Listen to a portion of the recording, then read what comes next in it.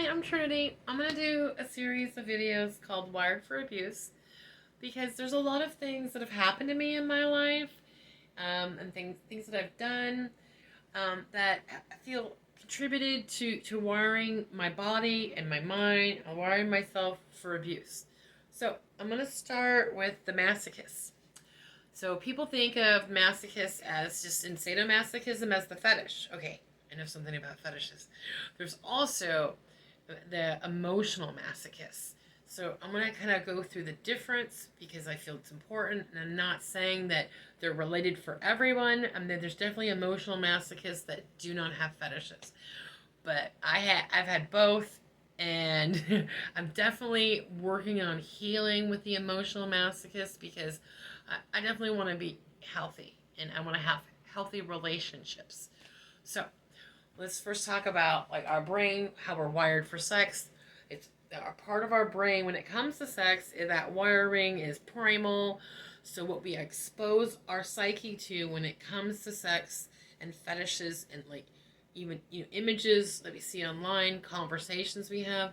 That's when we know that we're dabbling and we're going down a rabbit hole that might be things that are potentially dangerous or hazardous. Um, if we're continuing to expose our psyche to things um, that we know are maybe bad and wrong because it's exciting, that can rewire our brains, that can create victims and perpetrators if we expose our psyche to too much damaging sexual material. It's a cautionary tale. I'm a cautionary tale. So, the emotional masochist is someone who's very super critical of themselves.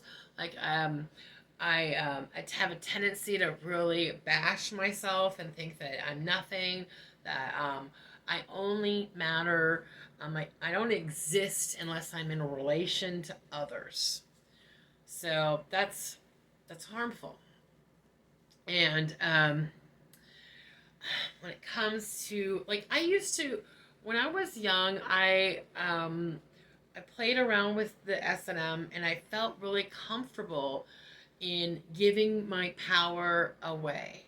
And like I allowed people in that play arena, I allowed people to take advantage of me. That was exciting. That created sort of like a pleasure loop that I received pleasure from people being mean to me. I mean, I was used to it. I got bullied a lot as a kid. I got a lot of attention for being a victim, and so it became sort of habitual behavior to put myself in that victim place, to put myself in situations where I would become a victim because it made me feel powerful, and that it can become toxic. That's what I'm talking about this. So other things that emotional masochists do is like kind of attention seeking behavior. Like I'm going to create drama so you'll give me attention because I don't think that I'm good enough to just ask for it.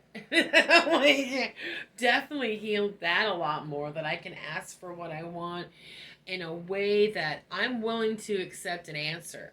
This is what I want. And usually, if I ask them, they're going to give me exactly what I want, and I don't have to play games anymore. And if they say no, I'm prepared to hear no, and it's not going to shatter me. That's a relief, big relief. I remember being in a relationship years ago with a woman I was so worshiping, and she told me, I'm gonna use and abuse you until you, I'm gonna take advantage until you won't let me, until you stop me. I'm warning you. And I'm like, oh yes, yes, yes, please. You use me all you want. And so I let her use me and take advantage of me for a year and a half. It was a very destructive, toxic relationship for both of us. Um, I mean, I know personally working at domestic violence shelter years before that, I know that, victims of domestic violence usually go back and forth. They don't leave until they 8 or 9 times, and their family and friends are like, "You're never going to leave. I don't understand." There's habitual behavior. We get into behavior patterns. We wire ourselves for abuse. And there's a path to healing. That's why I'm doing this. So I was also like really attracted to people that were dangerous. Like I could spot them in a crowd. I was so attracted to that dangerous person, and because I know it would give me the high of being a victim.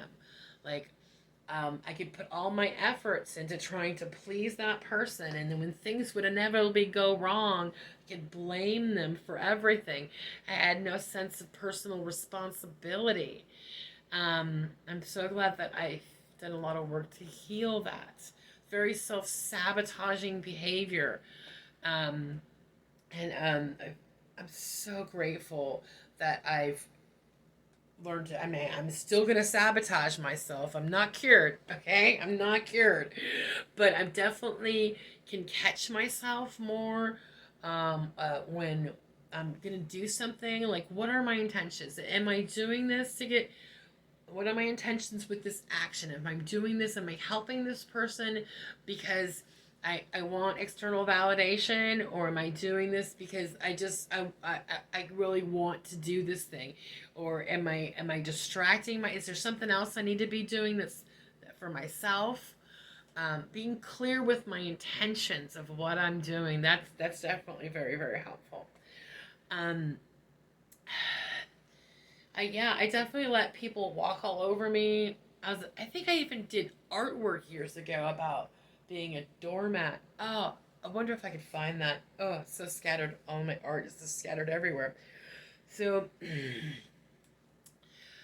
I'm not saying that if you play in the S&M arena that you're necessarily going to harm yourself. I'm just saying having the self-awareness is important. And when you're young and you think you're having fun, you don't necessarily have the life experience and the self-awareness to know when you're going down the wrong road. Like when I was younger, I would see a road in life of, I could go down and it was a dead end road, and I would just keep going even though I knew it was a dead end. Now when I see opportunities in life and things and roads I could go down, because there are rabbit holes all over I could fall down, and I get to choose which one I'm going to jump down and which ones I'm going to be like, nah, that's a dead end. That's just probably going to lead me to some toxic behavior. Maybe not choosing that road would be healthier, because there's other things I could be doing to lift me up. I mean, when it comes to friends, like I like to complain. I like to bitch and moan and complain, and so I'm selective in the friends that I choose. I kind of hold people more at a distance. I used to be like this Velcro lover. I'm just gonna stick to you like glue, honey.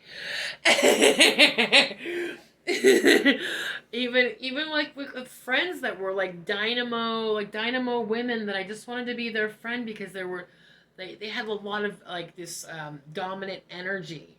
I want to follow you. I want to be like you because one day maybe I'll find my power, because I'm just not sure what it is. But if I follow you long enough, maybe I might just become you. So now when I select friends, I'm like, I really like this person, but all we do is bitch and complain together. And as much as I love complaining, I want friends who are going to call me on my bullshit. It might be uncomfortable, but it's definitely healthier. I don't want friends that are let me stew in my juices. And so those friends and those people I meet that I know that I have that potential that we're just gonna be bitching and complaining friends. I can spend some time. I can spend um, a like a certain amount of time with that person, but I'm not gonna let them deeper into my life, because I know myself. I know that being around someone that just complains with me isn't going to get me to where I want to go. Um, I want someone to shake me out of my bullshit and not, I want people that are honest with me. I'd rather somebody be rude than be a fucking liar.